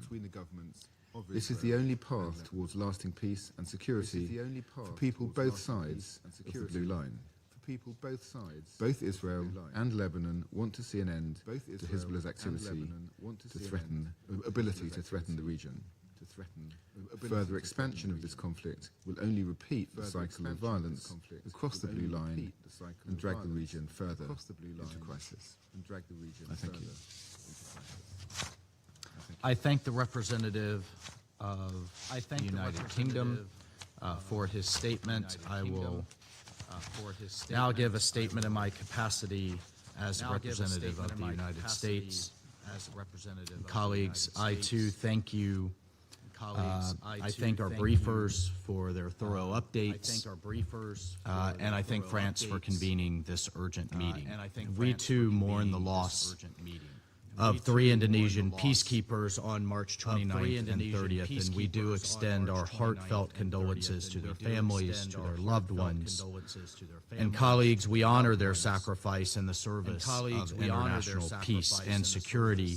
We also wish a full and swift recovery to the other UNIFIL peacekeepers who were injured. Colleagues, one of those that we mourn is Private First Class Ramadan. Just 28 years old, Private Ramadan was still at the dawn of his career. His company was due to return very soon to Indonesia, where the young husband and father would be reunited with his 2-year-old daughter, Shania. His last communication with his family was a simple red heart, an emoji. I've worked personally with many junior soldiers like him, and I think the Indonesian press got it right from everything that I've read about him when they called him a, quote, young warrior in training. But unfortunately, this young warrior died while keeping the peace. He was a young father, a young soldier, thousands of miles from home, who trusted that this council would deploy him where he would be most effective. Colleagues, peacekeepers endure exceptional dangers to prevent conflicts and protect civilians. Their safety and security must be respected by all parties at all times. And that is why I ask this Council and the watching world to pause and to reserve judgment until the United Nations can fully investigate and fully assess the circumstances of these tragic incidences, even as we share in the shock and sorrow of this loss. I say again, the media, the world watching, and this Council should pause and allow the United Nations to fully investigate and assess the circumstances of these incidences. Again, on a personal note, as a soldier, now turned diplomat, that has commanded coalition troops, we all know the dangers that exist when we accept these missions. But in contrast here, the peacekeepers that this body sends to conflict zones are often surprised by the very real perils that they face. Countries like Indonesia send their sons and daughters to support the UN mission of peace. They're not sending them to fight a war. This Council owes them condolences, but we also owe them a wise approach to peacekeeping that recognizes that terrorists have no respect for this Council. Terrorists have no respect for the norms of international law. Colleagues, we all recognize that the suffering in this region is immense and has gone on for far too long. Parents, children, and grandparents, whether Israeli or Lebanese, whether civilians or UN peacekeepers, they should not face the daily dangers caused by Iranian-backed terrorists who have long afflicted both Israel and Lebanon. The people in this region deserve a different future, one defined by security and economic opportunity and normal life, not by rockets, tunnels, and the constant threat of escalation and retaliation. We must support the government of Lebanon and the Lebanese armed forces as they exercise sovereignty. And we've heard a lot of talk about sovereignty today, but as they exercise sovereignty, the duly elected government of Lebanon over all of Lebanon's territory and beat back Hezbollah, a group that hides behind civilians while threatening their neighbors, a terrorist group that has a long history of hiding weapons, fighters, and caches of rockets in schools and hospitals and civilian homes. Hezbollah also has a long history of attacking peacekeepers and of firing on Israeli civilians from proximity of UNIFIL and peacekeeping positions, inviting retaliation for their own propaganda aims. Colleagues, since 1978, over 300 UNIFIL peacekeepers have been killed and this is in this mission, and this is why this Council must think very carefully about the effectiveness of this effort. We can help refocus international efforts on supporting Lebanese state institutions, reducing risk to peacekeepers, and pressing Hezbollah and Iran to cease their destabilizing activities. We will continue, we the United States will continue to work with Council members, regional partners, troop-contributing countries, and the parties on the ground to reduce tensions, support Lebanon's sovereignty, and make a better future for the Lebanese people. I thank you. I will resume my duties as President of the Council, and under Rule 37, I invite the representative of Lebanon. I give the floor to the representative of Lebanon. I give the floor to the representative of Lebanon. Mr. President, Lebanon firmly and unequivocally condemns the attacks targeting UNIFIL, which threaten the security and safety of its mission and personnel. Lebanon stresses the need for full respect of UNIFIL's mandate by all parties and for ensuring its security and safety, the inviolability of its premises, the freedom of movement, and all measures that facilitate the performance of its duties in accordance with international law and relevant Security Council resolutions. The attacks on peacekeepers are attacks on this Council itself. They undermine its reputation and credibility before the peoples of the world. These barbaric and irresponsible acts must stop, regardless of who is responsible. It is the legal and moral responsibility of this Council to identify and hold accountable those responsible. It is worth noting that this force and the troop-contributing countries have embodied the highest values of sacrifice, past and present. Who among us does not recall Israel's deliberate targeting of UNIFIL's headquarters in Qana in 1996, and its threats and demanding that UNIFIL leaves its area of operations in 2024? Today, we meet following the killing of 3 soldiers from the Indonesian battalion and the injury of others, one of whom is of Polish nationality, knowing that this was preceded by attacks on the Ghanaian and Nepalese battalions. Mr. President, on behalf of the government of Lebanon, I extend condolences to Indonesia, its government and its people, and the families of the soldiers. We wish a swift recovery to the injured and commend the sacrifices of the Indonesian battalion and all participating forces in contributing to security and stability in Lebanon. Today, we reaffirm Lebanon's commitment to UNIFIL more than ever. We emphasize the importance of preserving the unity of the contributing forces and ensuring their continued participation. We also reiterate our gratitude to the force commander and all the mission personnel. Mr. President, the price the Lebanese people are paying as a result of this conflict is heavy and exhausting. They, the Lebanese people, did not choose this war. It was imposed upon them. Israel has never respected the cessation of hostilities and has continued its violations of Lebanon's sovereignty and territorial integrity and its deliberate attacks on civilians and civilian infrastructure. Meanwhile, Hezbollah unilaterally decided to enter into a war at a time when the Lebanese government was open to dialogue that could have led to sustainable political solutions and provided a framework for addressing outstanding issues. Mr. President, the humanitarian catastrophe is escalating amid ongoing Israeli attacks, which to date have killed 1,247 Lebanese and injured 3,680, including children, women, paramedics, relief workers, and journalists, many in direct strikes that constitute a blatant violation of international law, international humanitarian law, and the Geneva Conventions. These attacks have displaced more than 1.2 million Lebanese from their towns and villages in a process of mass forced displacement.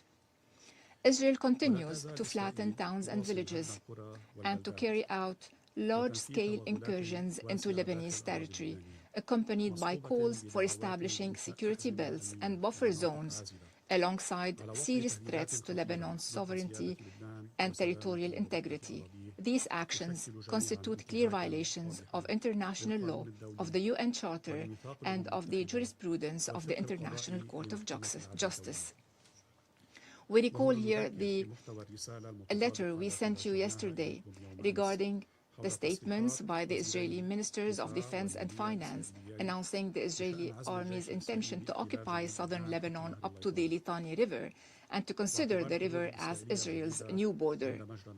We call upon this Council to act immediately and to condemn these statements clearly and explicitly, and to take the necessary measures to compel Israel to halt its incursions and threats to Lebanon's territorial integrity and political independence, to withdraw its forces to internationally recognized borders, and to comply with the UN Charter and relevant international resolutions, including the Resolution 1701 and the cessation of hostilities.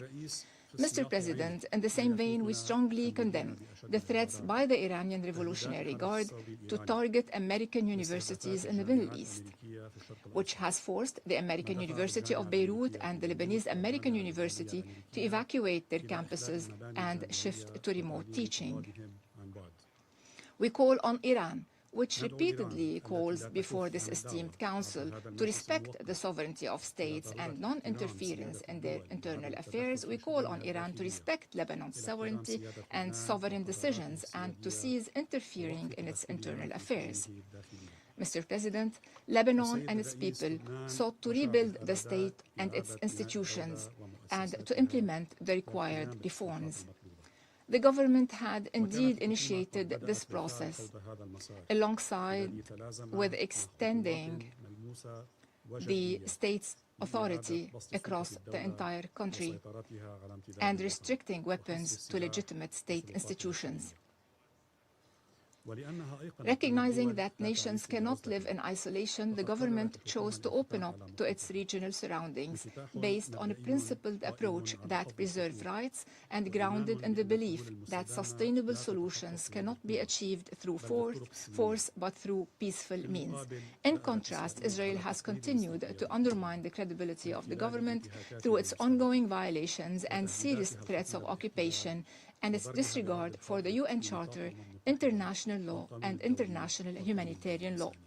The question that begs to be asked today is, did Israel achieve security after its occupation of Lebanon in 1978? Can security or stability be achieved through military solutions without negotiations? Modern history, Mr. President, and Israel should have learned this as well, modern history has taught us that lasting security and stability and sustainable peace will not be achieved through prolonged wars, protracted conflicts, or occupation. The time has come to draw lessons from the past, once and for all. Only a diplomatic solution can guarantee lasting security and stability and ultimately a just peace. Diplomatic initiatives are already on the table and the time has come to seize them. Let violence stop now. This is your responsibility and your duty. Every day that passes in this conflict undermines your credibility and the credibility of the United Nations as a whole. Thank you, President. I thank the representative of Lebanon for his statement. I give the floor to the representative of Israel. Thank you, Mr. President. First, I would like to thank you and your team for presiding over the Council during this month. I would also like to thank USG Lacroix and ASG Chiari for the briefing.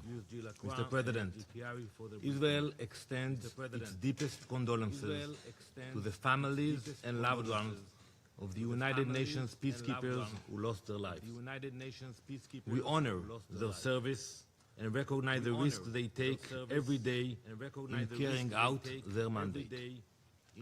Regarding the attack that took place yesterday, March 30th, we can confirm today that UNIFIL forces were hit by Hezbollah explosive devices in an incident near Bani Hayan.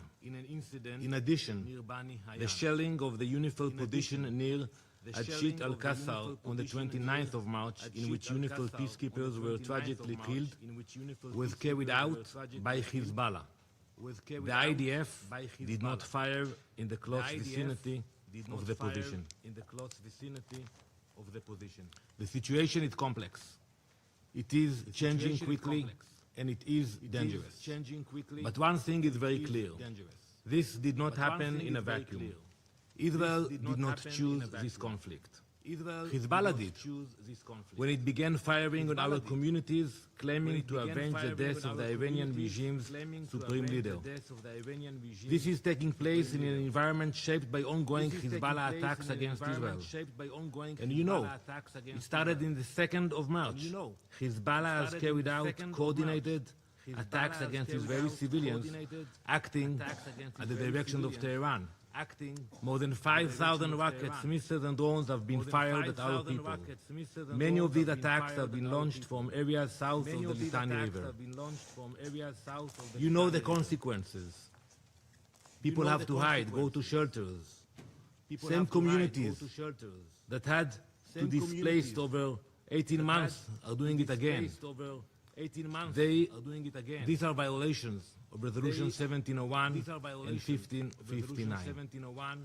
Hezbollah is deeply embedded across southern Lebanon. It operates from villages, it launches attacks from civilian areas, it positions itself close to UNIFIL forces. This is not by accident. It's a deliberate strategy. They choose where to put the launchers. Hezbollah embeds weapons, command centers, and launch sites within civilian areas. Let me show you only one example. We have hundreds of examples. This map shows Hezbollah launch sites operating directly next to a UNIFIL position. That's UNIFIL position in the yellow, and the red dots, the launch site. It shows 4 Hezbollah launches toward Israel on the 9th, 10th, and 11th of March, near Hania, right next to UNIFIL position 510. And we have hundreds of examples where they place the launchers. They put UNIFIL in the line of fire, in the middle. This is not a coincidence. Israel is coordinating closely with UNIFIL to reduce risk. Meanwhile, Hezbollah is exploiting their presence. On the 22nd of March, Israel sent a formal letter to UNIFIL warning. The head of the Northern Command sent that letter directly to UNIFIL, warning that the vicinity of the Janbat area was dangerous. We saw it coming, unfortunately. And we made clear that Hezbollah was deliberately operating near UN positions and placing them in the direct line of fire. We notified UNIFIL so they would be aware of this risk and take precautions. Let me quote directly what we wrote. Hezbollah is exploiting the presence of the United Nations positions in a manner that endangers UNIFIL personnel. We asked for temporary repositioning. Not to escalate, but to protect. Israel has maintained continuous contact with UNIFIL, with UN headquarters, and with troop-contributing countries. We have urged forces to remain in protected bases and take shelter, because we are trying to reduce risk. Mr. President, as I stressed earlier, we regret any incident in which UN personnel are harmed, but we cannot ignore the bigger picture. Hezbollah continues to violate UN Security Resolution 1701 and 1559. It acts as a proxy of Iran. Iran continues to fund, arm, and direct Hezbollah. We also need to be honest about the role of the Lebanese government. There have been statements, even today, important ones, but it's not enough. Action. Lebanon committed to disarm Hezbollah south of the Litani River. It committed to deploy its own forces in that area. It has done neither. And I listened carefully also to my colleague from France. You mentioned Iran, but you know, when it comes to Israel, you condemn, you demand action. But when Iran openly defies Lebanon's sovereign decision to expel the Iranian ambassador, all their responses are very measured, very diplomatic, very polite. When it comes to Israel, you don't think about the diplomacy. So I ask, how come you took a decision to expel the ambassador last week? To expel the Iranian ambassador. The deadline has passed. As we speak, he is still in Beirut. The guest is no longer acting like a guest. He's acting like he owns the house. Can you imagine that you will get a request from a hosting country? You were all serving in many countries. You will be asked to move out. And you will tell the host country, no, I'm not leaving. I have different orders from my capital, from Tehran, and I'm staying now. My capital, from Tehran. How can it happen? At the same time, Hezbollah ministers remain part of the government, and attacks continue to be launched from areas the Lebanese army says it controls, including south of the Litani River.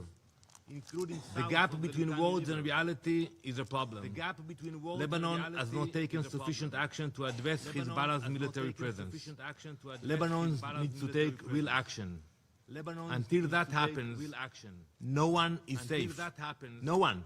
Not in northern Israel. No one. Not in Lebanon. Not in UNIFIL bases. We are paying a heavy price. Last night, 4 Israeli soldiers fell in southern Lebanon. We remember them, we honor them. Israel will not accept attacks against its citizens. We will take the necessary measures to defend them in accordance with the international law. Let me be clear. We have no desire, and I'm telling to my colleague from Lebanon, we have no desire to remain or operate in Lebanon. Our goal is to protect our communities and to push the threat away from our border. Mr. President, this is what happens when a terrorist group turns an entire region into a battlefield. When rockets are launched from villages, when weapons are hidden among civilians, when international forces are placed in the middle of it all. So let me be clear. If Hezbollah continues, the danger continues. If Hezbollah remains armed, the threat remains. Calls for de-escalation that ignore what is happening on the ground, the rockets, the attacks, the ongoing threat, will not solve this. We call on this Council to act. First, unequivocally condemn Hezbollah for its grave violations and designate it for what it is, a terrorist organization. Second, demand that the Lebanese authorities fulfill their obligation, disarm Hezbollah, and ensure full compliance with UN security resolutions. And third, address Iran's role as a threat to international peace and security, and hold it accountable for the continued transfer of weapons and funding to Hezbollah. When others fail, Israel acts. We will do whatever is necessary to protect our people. Thank you, Madam President. I thank the representative of Israel for the statement. I now give the floor to the representative of Indonesia. Madam President, thank you for convening this urgent meeting. With France, Indonesia requested this meeting as a testament of Indonesia's long-standing commitment and continued contribution to peacekeeping operations since 1957. I also thank the briefers, USG Lacroix, ISG Harry, and USG Fletcher. I should also like to thank you, Madam President, for giving me the floor to express the sense of grief, anger, and frustration of over 285 million people of Indonesia. I am sure that this sense of grief, anger, and frustration is widely shared by the people of the world. I am heartened by the pouring of expression of condolences, support, and solidarity from the members of this Council and the wider international community. Let me begin by honoring the memory of the fallen soldiers of peace by calling their names in this august chamber. Zulmi Aditya Iskandar, Major, Infantry, 33 years young. Muhammad Nur Ikhwan, First Sergeant, 25 years young. Fahrizal Ramadan, Corporal, 27 years young. Corporal Fahrizal lost his life serving his duty in our post in Rashid Al-Quzair, Major Zulmi and First Sergeant Muhammad lost their lives in the attack to their convoy, providing logistical support in Bani Hayyan. We cannot accept these killings of peacekeepers. This is a grave loss to Indonesia. This is also a grave loss to all of us. To the United Nations, to this Council, and to every community that looks to peacekeepers as symbols of hope and peace.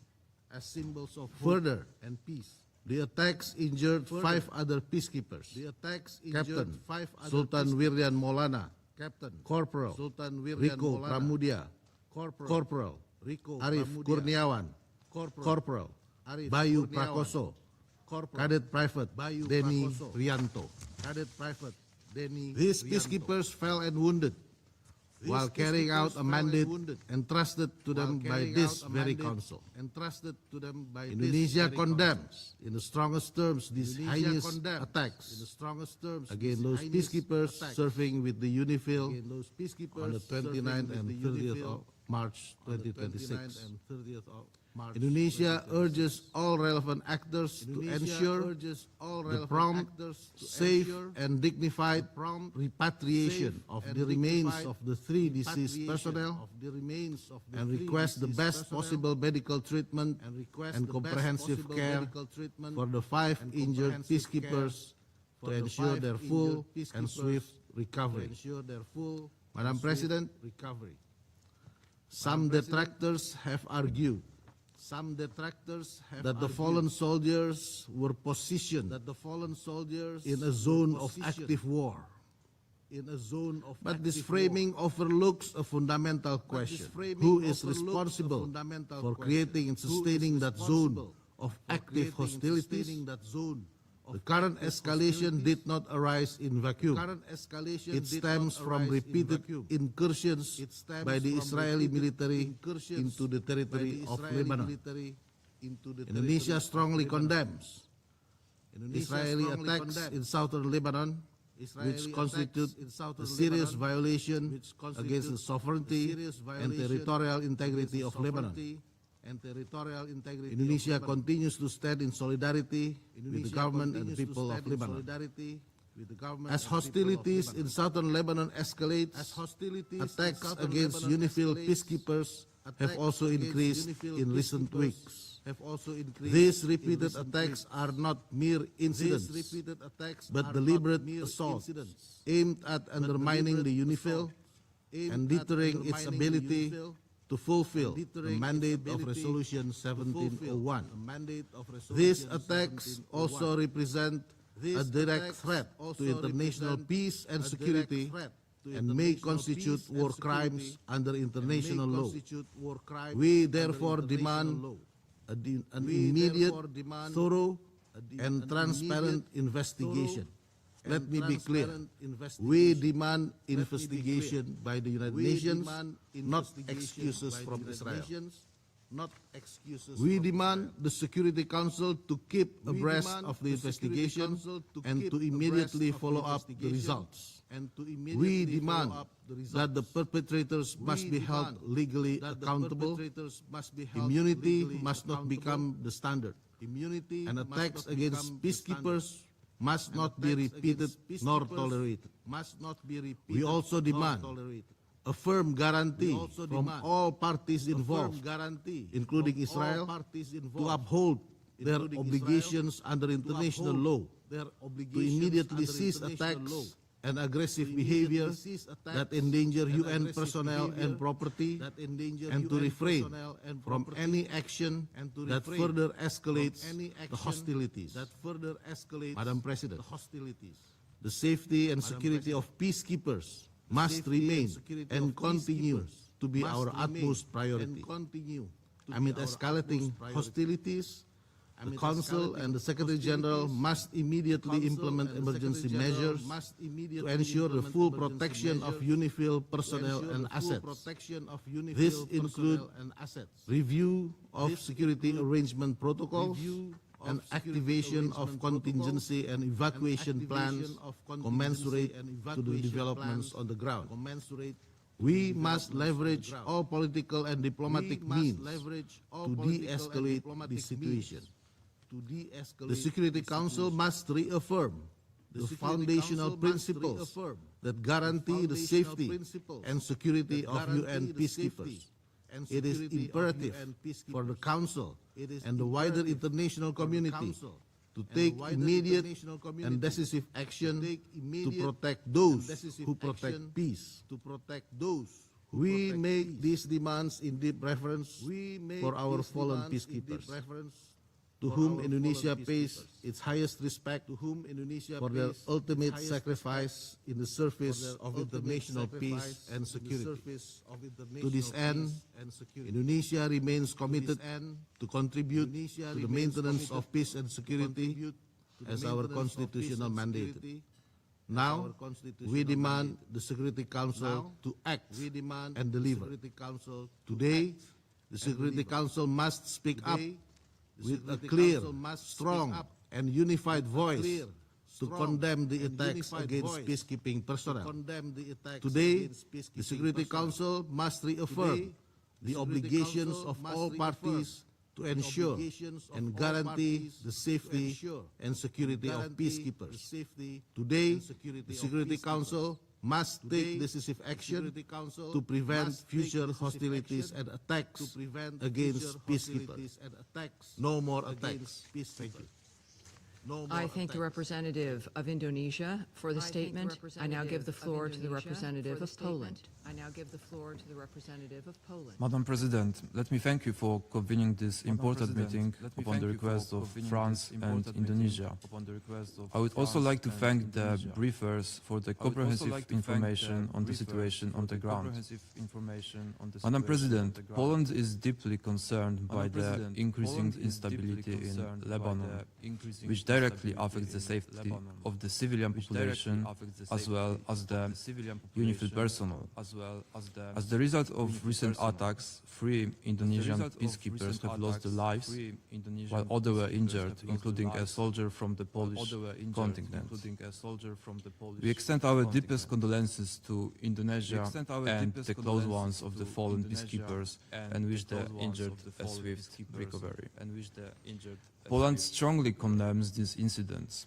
Ensuring safety of peacekeepers must be a top priority for all parties involved. We expect the ongoing investigation to conclusively determine all the circumstances of this tragic development. Madam President, we wish to point to the increasingly difficult situation of UNIFIL, marked by growing security threats, reduction of the operations capabilities due to the 15% cuts, and the lack of a clear plan for the termination of the mandated activities. These elements create uncertainty regarding UNIFIL's mode of operation in the future. We therefore call for development of clear operational guidelines for the implementation of Resolution 2790, enabling troop contributing countries to align their planning while ensuring both the continued implementation of the mandate and the safety of soldiers remaining in Lebanon.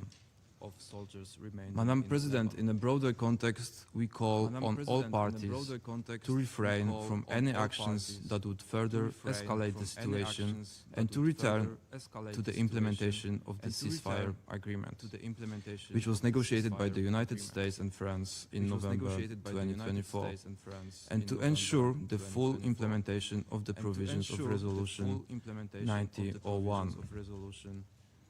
We are deeply concerned about the humanitarian situation of the civilian population. In response, Poland has delivered the first batch of humanitarian aid to Lebanon. Additionally, answering humanitarian appeals, we have made voluntary contributions to International Red Cross and Red Crescent movement. Further aid programs are currently being prepared. Madam President, we call on all parties to urgently return to the ceasefire agreement and to fully respect Security Council Resolution 1701. Poland reaffirms its strong support for the mandate of UNIFIL in the southern Lebanon, and we commend the courage, professionalism and steadfast commitment of UNIFIL peacekeepers in the fulfillment of their mandate. And I thank you. I thank the representative of Poland for the statement. And now the representative of France has asked for the floor to make a further statement. I give them the floor. Thank you, President. I'll be very brief.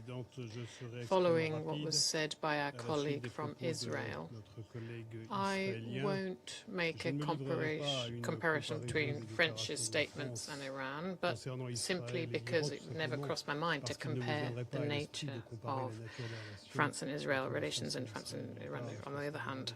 The only thing we would have to say is we want to see a de-escalation. We want to see territorial integrity and sovereignty of Lebanon respected by all, and we would always recall Iran and Hezbollah's responsibility for the start of all of these operations. Thank you.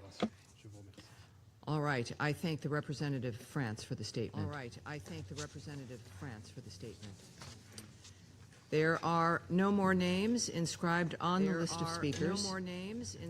However, before adjourning this meeting, I would like to warmly thank the Secretariat of the Council for all the support they have given us this month. And I thank all the members of the Council for joining us in this bit of history and for lending us your support, and to the variety of voices from this seat, from the First Lady of the United States, to Ambassador Waltz, to myself, and to all the other ambassadors from US-UN. As I gavel the presidency closed, as I speak also on behalf of everyone here at our mission, in wishing the delegation of Bahrain good luck for the month of April, but we know luck favors the prepared, so you're going to do very well. My thanks to everyone from the mission, and have a great day. Thank you, everyone. And have a great day. The meeting is closed. The meeting is closed.